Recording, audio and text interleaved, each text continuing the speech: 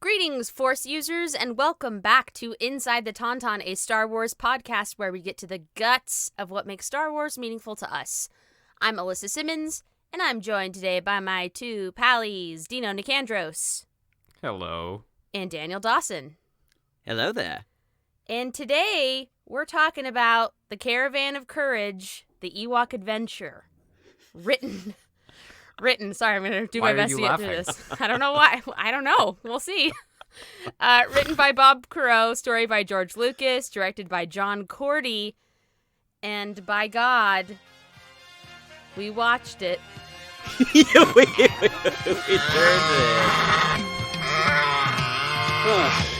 I thought they smelled bad on the outside. Star Wars Inside the Tauntaun. This is our podcast opening song.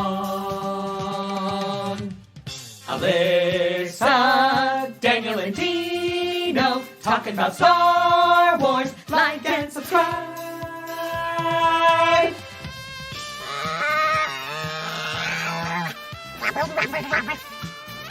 We sure did watch that. Wow.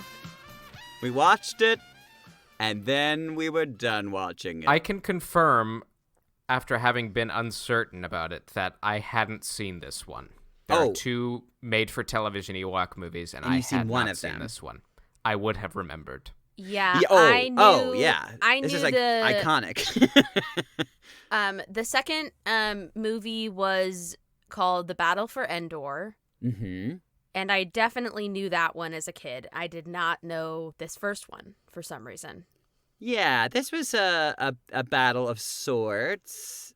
Shall I hit us with a little summary quick before we? Here's a little summary. This movie was just a little background. Was just released along with several other vintage Star Wars properties on Disney Plus, so you can go stream this anytime you want, and we encourage you to do so. Oh yeah, definitely, but potentially under the influence might be better. Right. Yeah. Which we weren't, by the way. I'll we just weren't. let you know that we were stone cold completely sober. Very sober.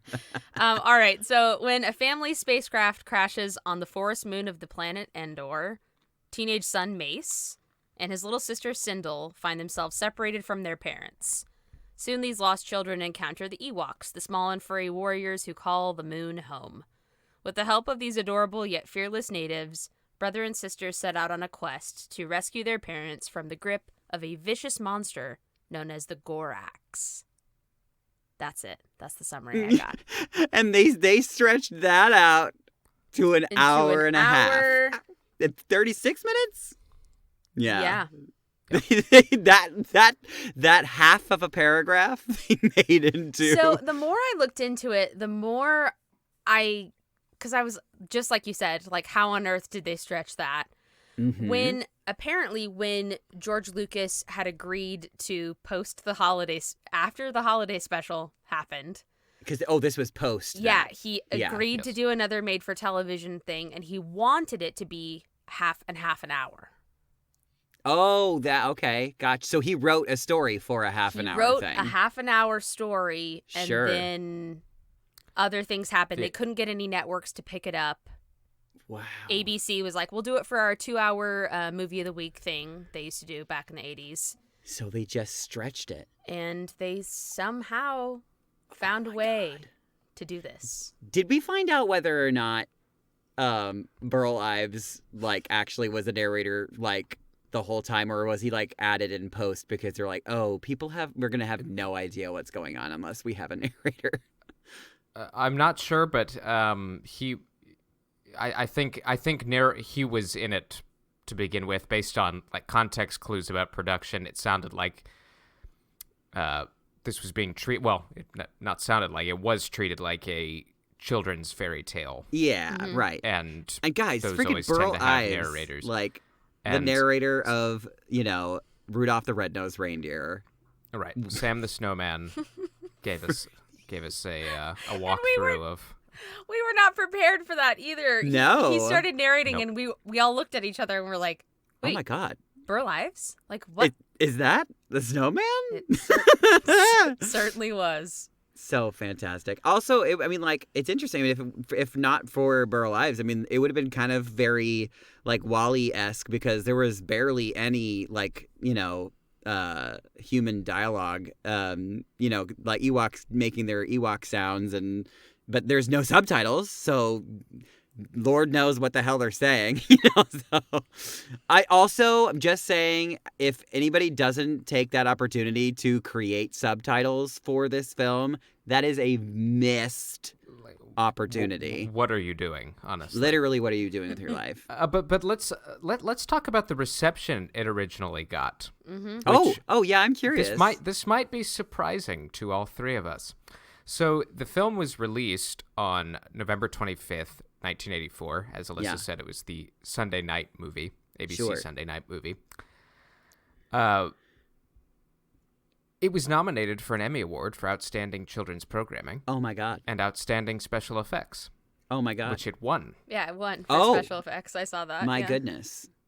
The New York Times gave it a great write-up that I tracked down here. Handled with skill. Mr. Cordy's direction of the photography and Peter Bernstein's martial score out of the school of John Williams help immeasurably in transforming rather ordinary scenes into settings of foreboding. Wow. I mean, you got to really think about the stuff that was coming out like around 84, and what they had, first of all, there's really the TV budgets back then were so minimal. They spent $3 million on this movie. Million. How much? $3 million. Yeah, and that actually is pretty huge for TV back at that point, I think. But yeah, it's the fact that they pulled off what they did. I mean, they had like stop motion animation, they had puppetry, they had laser beams, pew pew pew. Yeah, the interesting thing about the visual effects is that they wanted to use go motion, which was the new thing that was kind of replacing stop motion. Oh, but it was way too expensive. So, and the reason that I think that they ended up winning the Emmy for this was because they used a new technique that was used in 2001 Space Odyssey. Oh. And it's called latent image matte painting. Latent image, what is it, matte painting? Matte painting, yeah. So in this technique, during live action photography, a section of the camera lens is blocked off and remains unexposed. The film is rewound, the blocked areas are reversed, and a painting crafted to occupy the space is photographed. So I mean, basically all of the backdrops. Yeah. That makes sense. That makes a lot of sense. Yeah. And it's so cool because it makes it just look so, at least in that regard, it makes it look so uniquely of that time, Actually, there were some really epic matte paintings of the forest and then the kind of the desert vistas in this movie. Which I was gonna say there was one in particular I remember, point. like where little Mace is like sitting like outside the tent or whatever the little hut, and like he's like talking about his parents or something. I don't know. But the background, whatever he was doing was questionable, but it was a very gorgeous background. When he was telling his Ewok slaves what to do. If you mute it, it was a really wonderful moment. Yeah. Or just take the dialogue out. If viewed through the lens that George Lucas actually came up with this story idea to cater to his young daughter at the time, it makes a little more sense. The main character, Sindel, she's supposed to be George Lucas's daughter. That makes sense. So take that for what you will. I'll take it. She must not care for her brother. Right. This entire film was shot within 5 miles of Skywalker Ranch in Marin County. Also makes a lot of sense. That it explains the use of local wildlife. Yeah. We made several comments during the viewing. Native Endor creatures. Oh wow, a llama! Look at what a fearsome alpaca that is. And an owl and some bunnies, a chicken, and some goats, and some horses. Yes. So some Shetland ponies. The Ewoks are skilled at breeding Shetland ponies. Oh man, so great. Speaking of Lucas's Fair, no kids, I don't know if either of you knew this, but Bob Caro, who wrote the screenplay, Mm-hmm. at the time was George Lucas's nanny for his children. Oh, no, for George Lucas. For George Lucas. George For Lucas had a George nanny. Lucas.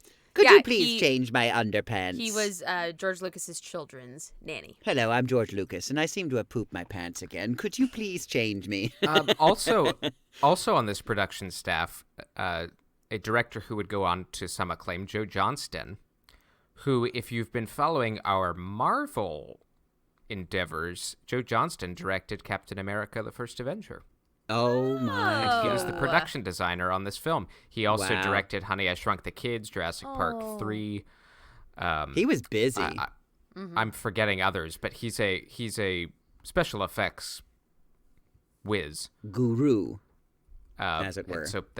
so he was heavily involved, and George Lucas kind of talked about this being an experiment of sorts for his ILM team, because if you'll remember, ILM was formed. He developed the company right before he started shooting Star Wars because the technology was not yet available to achieve what he wanted to do. So Right. he was going to build new technology through Yeah, ILM. always on the cutting edge. So at this time, 1984, this is after the year after all three Star Wars films had been released. Many on his ILM staff hadn't worked in television before, and so he wanted to use this as an opportunity to get them experienced in television and the economics of television. And if also viewed through that lens, an experimental film, that makes a little more sense as well. Yeah, very Yes. much so. Yes. Because I'm wondering, I'm sure there was all sorts of drama. Because I mean, if his filmmaking was any indication, them like basically running out of money and like running out of time and Right. having to I'm sure that Right. they ran into all sorts of problems with this. Oh, I'm sure television executives are probably scarier than their film counterparts. No, yeah, for sure. They're like, nope, it In is the what it sense of, is. We're putting We it have out. to fill this slot on network television. Yep. Right. Yeah, mean- and it's done or it's not done. Just finish it. But yeah, As far as ILM goes, their handiwork was pretty apparent. There's some good-looking creatures in there. Yeah. It was odd, and I think I remarked about this several times. There wasn't much attaching this world to Star Wars right. Other beyond than the Ewoks and the Yes. fact that the kids kind of looked like Luke and Leia a little. the based on what they Wish were wearing. versions. Yeah. Definitely like costume Right. wise. Like Sindel was wearing a very like Leia and Hoth outfit. Yeah. And Mace was in Luke's, orange pilot outfit. So But yeah, if you're looking at this through the lens of a child, like it's a relatively easy thing to the plot is very easy to swallow. mhm. Like you understand when like the kids are in danger and when they're having a good time and when they're it's very very very light. And it's definitely a kids movie. Yeah. There's no denying that at all. Yeah. I I mean, I have to give credit where it's due to other things. Like Pixar, they tend to do like things that are geared towards right, kids. but that's kids now. That's kids television and film now versus Mm-hmm. the 80s, which yes, was right. so 'Cause very very different. yeah, I was gonna say that like back then they were like, we are only making this for the kids. We are not really nodding to the parents like at all. I mean, I don't know if that was their intention or if not, but it's sort of what it felt. It felt like if parents are going to watch this, they might enjoy it, but it's like not really geared towards them. It's really made just for the kids. Yeah, and I think we all had some questions about continuity, even though all of that is completely irrelevant. It's not important. When Yeah, watching no, this 'cause movie. kids- It does not kids matter when don't- it takes place.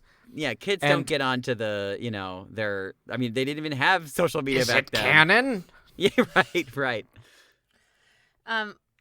One thing that I saw that I thought was kind of cute is the kid who plays Mace, who I Yep. don't remember their name right now. Also, no relation to Mace Windu. That was just a twinkle in I think that's George very Lucas's apparent. eye at that point.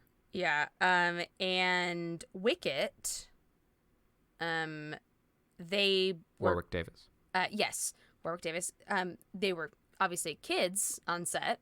Warwick was, I think, 14 when they shot this. Yeah, right. And so Lucas thought it would be cute to give them a camera and kind of record, behind the scenes stuff of what it was like to work with a set tutor. And Oh, so I there's think like I've a seen little this there's a little video. documentary, and I think that they released it in 2014 on YouTube or something. yeah. So yeah, it's pretty cute. I didn't watch much of it, but they called it like W&W Productions or something cute. And it honestly reminded me very much so of like the early days of like vlogging and Totally. YouTube, But with a giant camera. but with a huge camera and Yeah. two kids working on a Star Wars project. So I'm thought trying to think in thought that was cute. 1984 if they were still doing. I think it was still the 8mm, or maybe it was the Super 8. I mean, I don't think that they had the big giant VHS like bazooka cameras yet, right? I feel like that didn't come until like 1987. Yeah, we were close, but yeah, that's super interesting. But as far as the continuity goes, so there was no. The short answer is nobody knows, but one of the producers on the film, Thomas Smith, claims that the crew were operating under the belief that this movie was set 150 years after Return of the Jedi. Oh, okay. Who knew? Okay. Who knew? Nobody. Right.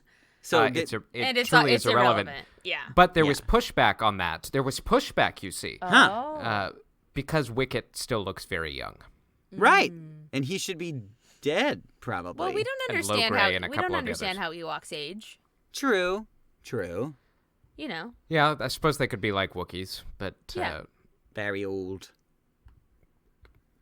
So there you go. Do with that information I will do nothing with that information. with what you will. Do you have a favorite moment from Caravan of Courage? Oh my God. Oh. Yeah, several. All right. I love it when the little girl is like dying and she's. You love that part? Freak. It's funny. I don't know. I'm sorry. I'm very dark, but like it's just like her acting was just so great, and She was like very sickly. yeah, it just it her. I don't know. It's the first part that came to mind. Oh gosh, what else? There's so many good things. Oh, the parents at the beginning just giving you every ounce, like 4,000% commitment to finding their children for 20 seconds and then giving up. And turns out the kids were just hiding in the ship. They look at it with their flashlights and they shout to them and they're like, "Oh, I guess they're not there. Oh well, bye." Oh, it's just fantastic. And how do we say this this actress's name? Is it Fionnuala Flanagan? I don't know for Is that certain, how but you say that Fionnuala? sounds kind of nice. The Irish actress who plays their mother? Fionnuala. Flanagan. But yeah, And Alyssa was like, I recognize that face. I recognized her, and she has worked a ton, especially, in her like older woman years. Yep. She was in The Others with Nicole Kidman. Mm-hmm. Divine Secrets of the Ya-Ya Sisterhood. Yeah. And lots of other stuff, but she's worked a ton. So She is that chick though, because I don't think I told you this that night, but when I watched The Others, like because I hadn't seen it in a long time, and I watched it again, and I was just like, I know I've seen her face in so many other things. I did the exact same thing, and I looked her up on IMDb. So she's just that chick. She's just like, God, what a familiar face. She's been working a lot. She's been for in her life. everything. Yeah, she's had a good career. Yeah, she was also in Lost. Yeah, right, Oh, exactly. I didn't remember that. yes. Yeah, she plays a pretty pivotal I role forgot like about towards the her end of the in series. Lost. Yeah. Mm-hmm. Oh yeah. I mean, honestly, I think when I was a kid, I'm not gonna speak for myself now. I'm just gonna go from like childhood. I just really liked the Ewoks. I thought they were cute, especially so the like cute. little ones. I loved how like floppy and flouncy and bouncy they were. Just little teddy bears. Yeah, and they're still cute. Right. They're still cute now, but we're so kind of spoiled and lucky with how incredible not even just like, CGI and special effects are, but like the incredible world of costuming and hair and makeup. Yeah. And I definitely like if the Ewoks were in a film now, they would look very different. Probably. But as a kid, I loved them. I thought they were, awesome. So cute. Yeah. Well, so and- cute and and we funny and Cuddly. We were talking about the fact that it was rather disturbing their eyes weren't animated. Yeah. and only sometimes And- their mouths would move. And in the first special edition of Return of the Jedi was actually when they were able to go in and animate their eyelids. Oh, bitch. So that's why, and I think we are so conditioned to everything, all of the cuts of Return of the Jedi that came after all the special editions. Yeah. That I think that's why it was That's jarring why for it us. looked Sure. weird. Because the we're last used time I to them saw blinking, the original but- version was probably in the 80s. Right. Yeah. In which, I was way too young to really even, like, comprehend anything I had like it that. on VHS, so I'm sure before the new theatrical cuts in 1997. I don't remember. I always remember Ewoks having very lively eyes, and It's all these about were a lighting, little too. jarring. It's lighting is important, and the angles, and also how long you're keeping them on camera, Yeah. because there was a fair amount of close-ups in this, Right. like really close up on their face, and like looking, you could almost you could see the tongue inside the mouth, like moving the teeth around. You're like, that shouldn't happen. Right. And just from like a puppeteering standpoint, knowing Mhm. like angles of face, like I Yeah. was thinking about it in relation to the face, fluffy characters at Disney who Mhm. up until a decade ago didn't have animated eyes. Right. And I actually prefer the non-animated eyes in the characters at Disney because the way that they're taught, especially like stage performers, they are taught, and it's so brilliant, exactly the angle of their heads and their faces and their bodies to be so it looks super engaged. Yeah, you like know? they're looking right at you. They're looking at the person they're on stage with, or they're looking at you. Or a camera or whatever it may be. Yeah. So it was interesting that That is an art for sure. yeah, it's a definite skill set. Dino, did you have a favorite moment in the movie? I did like the music. Yeah. It wasn't John Williams, but I felt like It fit. it was still Star Wars adjacent. Yep. Peter Bernstein did the music. Because I we think it got was the still Ewok like a full theme orchestra, kind of wasn't? sprinkled in there. Sorry, what? It was still like a full orchestra, right? Or at least it felt like it. Yeah, I mean, I think it.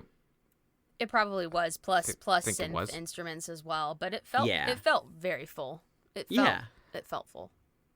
And I do.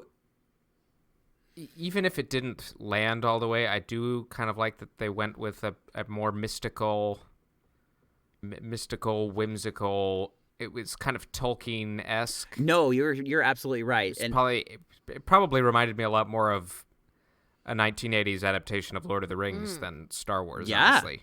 And they probably got a lot of inspiration from that, because I think I even said that when we were watching it. I was like, oh, this turned into like a D&D campaign all of a sudden. Right. It felt very much like that. The Gorax reminded me out of could have been something out of a Tolkien. Oh yeah, Story. like one of the giants or something. You Right. know? Yeah. And for kind of an experimental film, I said it before, but I do like that ILM was kind of given free rein to do what they had been doing, and it was pretty consistently good as far as creature designs and set pieces, and especially working on that budget and knowing they were quite literally filming near Skywalker Ranch, so this wasn't a big Pinewood Studios or Leavesden or any of these large production studios. They made do, and I'm treading water, however, because we did spend a lot of time lamenting how young Mace was grating. Is that a He good was word? very angry. Grating. He was a very angry boy. Yeah, he was like angry for 90% of the film. Yeah, and it was confusing. Yeah, I was like, oh, why are you so angry at everyone? Well, and I think the confusion sets in because we start the movie without the kids having any interaction with their parents. So Right. already we're starting from a standpoint of no emotional connection whatsoever. Right. Like, little Sindel is hiding in a cabinet, and Yeah, because her you parents know are gone, and I was like, well, they okay, got sorry. half of the equation because like yes, it is like the right thing to separate kids from their parents because for a kid that's like the ultimate That's the like, fear. fear Yeah. in your childhood because you don't really have any other experience other than really being with your parents are your everything. They give you Right. your food, your whatever, and like you're like, oh my god, what if I didn't have that anymore? Well, and vice versa. A parent losing a child is one of the worst things Absolutely. imaginable. So Yeah. you get a shot of the parents looking for them Barely. just right off the bat. Yeah. And it's just brilliantly acted. It's so good. It's so good. It's so brilliant. But the reason why it's only half the equation is that you don't really ever get to see their relationship together first, so you know that like how like oh wow they really love each other and oh what a bummer now that they're separated. Yeah, I mean, if they had more money, it's possible that like the shipwreck scene could have started the film. Sure, yeah, and maybe that ended up, but not necessarily on the cutting room floor, but I mean like They weren't able to fund it. Yeah, so. they're like, what if they just started on the planet and it was already crashed? Yeah, I believe that. Totally. Could be. I don't know. I Yeah, totally but, believe that. But sweet teenage Mace. Oh my goodness. He did and this is, it was a made for TV movie. So like we do cut it some slack and we know about the money and all of the stuff. So this is just us kind of chatting about it. But Well, yeah, and he's like, bless his heart, like they put this kid like in a situation where he has to act with things that don't speak English. So he's basically kind of he he's is just acting with himself. Yeah, he's acting with himself kind of like, and he's sort of like the liaison between understanding what they're saying and and so he's kind of having to carry the weight of the show a lot of the time, which is like a big responsibility for somebody of that age. Yeah, wow. Yeah, so I feel like the first 20 minutes of the movie was just him over and over again asking, "What do you mean? I don't know. I don't know what you're saying." Like, right. over and Yes. over again, just like, okay, we get Like- it. He doesn't understand the Ewoks. They speak a different language. She But by the needs end of the movie- medicine. By the She end- But by the needs- end of the movie, the Ewoks understand Galactic Basic. They and do. even speak in it. They which is a sure do. revelation. This is That's very, canon now. very- It's like that would have come in handy during the Battle of Endor. It sure Return of the would. Jedi. If we could actually talk to one another. Oh, yeah. Also, the fact that they have like some like instant death dart. Oh yeah, they That- killed Oh yeah, that one completely creature. disables the beast. This giant beast. I'm like, where was that in the and it Battle was of kind of an Endor? exploding dart because It the was, beast and- had smoke coming out of its And mouth. now that you're saying that part, why didn't they use that dart on the Gorax at the end? Right. Well, maybe they only have one. Maybe it Yeah, was they blew their load too soon. It's like the Ewok nuclear bomb. It's the Ewok We only nuke. get one of these, and we chose to use it I mean, now. that would have come in handy against the AT-ST and Sure. in Return of the Jedi, but they took that down with some logs, so that was Yeah. that's fine. Yeah. The actor who played Mace, Eric Walker, has gone on to become an electronic musician, Oh, cool. That's cool. and he also works behind the scenes in the entertainment industry. very Now, when cool. you say electronic musician, is that like that kind of person? Probably. Gotcha. I can't say I've Like heard a his stuff wiki, yet, wiki, but, wiki. but that's kind of a cool. Should I look up something that he made right now? Yep, you absolutely Yeah, well, should. it says in his first album there's a song called Return to Endor. Oh my God, amazing! So- Does he use the same name for like Spotify and stuff like that? I wonder. What's his name? Eric Walker. Walker. Okay, let's look it up.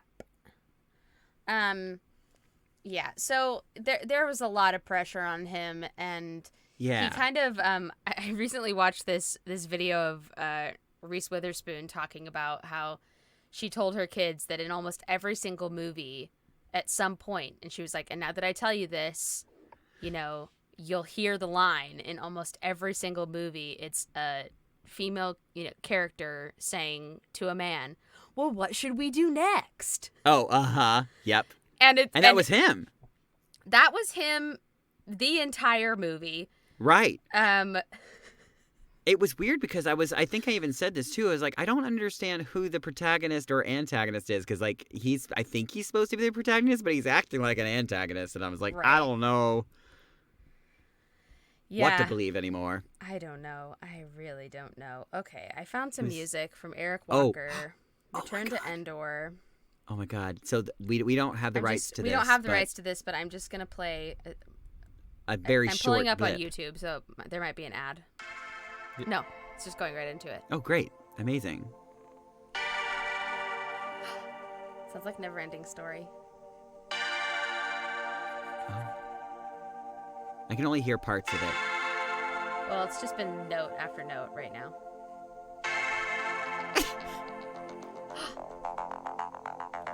Oh, there's the beat. Drop that beat, bitch. Yes. It does. Actually, it does have a nostalgic 80s feel. Yeah. Anyways, Yeah, he has that's the he feel has a of few it. albums. Good for him. That's Yes. Good job. Love it. good for you, Eric Walker.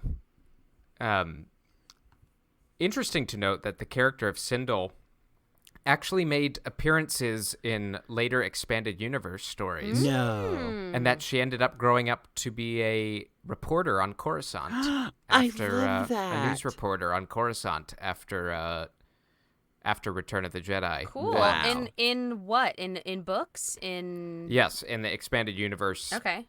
Nothing that's canon anymore, though, right? But no, that's all legends now. Yeah. But, Speaking of characters from this film, though, that have been, canonized, the Gorax was reintroduced in Traps and Tribulations. It's an episode of the animated web series Star Wars Forces of Destiny. That's right. Oh, That's right. shoot. So Leia and interesting. Luke aid the Ewoks against the beast. So there you have it. There it is. The Gorax. Dino is now, he's decided to quit the podcast. He's walked away. He's back. He's back. Was Masha being an asshole? What happened? No. So I was telling you guys about meeting a real life Ewok. Oh, Oh, yeah. uh-huh. Yeah. And in 2017, I went to Star Wars Celebration in Orlando. And funny story, when I was in LA waiting to board the plane. Oh, yes. Well, first I saw Ryan Johnson. So cool. Oh, hi, Ryan. Hi. Nobody else recognized him, and I missed my opportunity to go say hi to him. 'Cause Ah. This is before Last Jedi came out. They were debuting the trailer that weekend. But he obviously went and sat in first class. But I was sitting there on the ground, just like mouth agape. I was like, "That's Ryan Johnston." You had a very famous airplane. And then the guy sitting next to me, like I was sitting on the floor because it was a packed flight, and sitting on the floor next to the gate. And this guy comes and sits next to me, and we start chatting, and tells me his name's Kevin Thompson, and that he played a couple of Ewoks in Return of the Jedi, and then the Ewok movies, the subsequent Ewok movies. He played Chewbray in Return of the Jedi, if I'm remembering correctly. And then I'm forgetting the name of the other Ewok. Chukatrak. He played Chukatrak in Caravan of Courage. He's one of the larger Ewoks. And he talked about his experiences auditioning for it and how he was originally an extra, but then he got to do all these cool stunts, and they were so impressed with him, and that he kind of became a mainstay of their smaller person brigade. And he was so nice to me because I saw him on the flight back. I didn't see him while we were at Celebration, but I saw him on the flight back to Los Angeles. And every year he goes to these conventions, and he carves out these little wood Ewok arrowheads and sells them. But he gave me one. Oh my God, there it is. That he carved out. I'm showing Alyssa and Daniel. Yeah, That's so cool. take a picture and put that on our pod page. Yeah. Because that's really... And on the back he wrote Dino's Ewok Rock. Oh, that's cute. That actually, You guys- that now that we're talking about the arrowheads, Yeah. I thought that was really cool. So there's a moment in the film where where Mace is gifted. They're all gifted these. It's very D&D-esque, but they're all gifted these Totems. individual totems to kind of help them on their journey. And Mace gets handed a rock. He's like, And this rock is he's really stupid. pissed about it, and he throws it on the floor.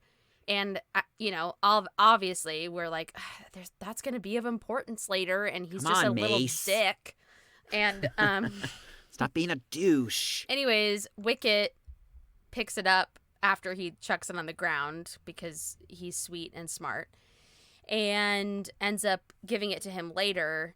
And they realize that there's something inside the rock. They crack it open, and it's an arrowhead.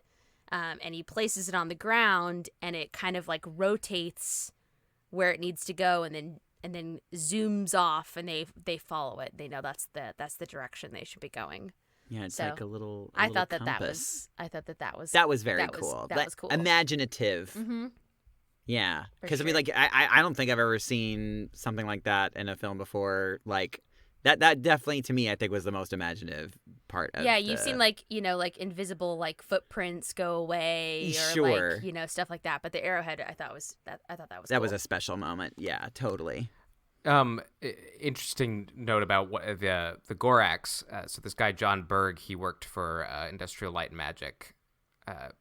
He worked on special effects for Star Wars. He was a stop motion animator. He did the same kind of stuff for this film, and he also portrayed the Gorax. Oh, cool. Oh, cool. So he was the guy in costume for it when That's they weren't awesome. I using love stop that. motion. So it was a real man in that suit. That's amazing. So if you've learned anything from this podcast, it's don't be a dick to people on planes because you just don't know who they are. No. But if we, I'm sure Kevin will be at Star Wars Celebration 2022 in Anaheim. He lives here in Los Angeles. So you could we procure yourself an arrowhead made by a real Ewok as well. Right. Right. So go check him out, and hopefully we get to run into him as well when we Yes, are there. that'd be so fun. That would be very cool. Well, we're going to have our own booth, obviously. That's right. I had no idea what we're selling, but Just our bodies. we're selling Daniel. It's a one-time transaction. have me. I'm too expensive. We're actually giving Daniel away. Yeah, We'll he's free. pay you. He's Special free. And giveaway. anybody that wants to come take him can. Oh wow. Well, is there anything else that you feel the spirit telling you to tell the world about the? Well, the I will movie? say we don't tend to plug a bunch of other podcasts on here just because I don't really even think to do it. But Blast Points podcast, which is one of the longer running Star Wars podcasts, and they do some really terrific and really abstract deep dives into Star Wars properties, and they had a whole month covering the Ewok. A month. A month of episodes covering kind of the Ewok adventures, and so give them a listen. Incredible. I haven't gotten all the way through it yet, but they've got some really great insight, and I love that. It's cool to embrace all corners of Star Wars, as odd and disconnected as some of them may feel. Yeah, because For you find sure. you find little nuggets of joy in all of it. Right. You really do. Right. So I guess we'll be watching the Battle for Endor. Yeah. When Next. everybody dies, apparently. Spoiler in the alert. first few Yeah, minutes. Sindel becomes an orphan like in the first 10 minutes of the movie. So, Yes.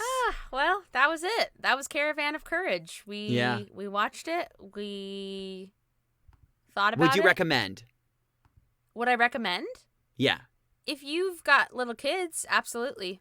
Yeah. Yeah. Yes. If you've got little kids, and if you're just curious, Yeah. curiosity alone it's probably worth a watch. Yeah, why not? It's Yeah. a little piece of a bygone age. Yeah. Absolutely. And Mhm. if you liked Neverending Story as a kid, it's very reminiscent of those, kind of 80s sci-fi fantasy creatures. Yeah. And that was actually Neverending Story was what really got me completely invested in sci-fi fantasy as a kid. Oh, sure. Probably same. It was my everything. Yep. And my parents were super confused because they were like, yeah, it's good, but All I right, was whatever you just say. I was in love with it. But, Oh, it's just the best. yeah, so absolutely, if you have kids or if you're just, interested in checking it out, and you have Disney Plus, why Why not? Why not? It's an hour and a half. You can turn it off if you don't like it. That's True. the You beauty of can. the You world. could do that. Yeah. Anyhow, this is Inside the Tauntaun. Thanks for listening. I'm Alyssa Simmons. And I'm Daniel Dawson. And I'm Dino Nicandros. May the Force be with you. Always. See ya.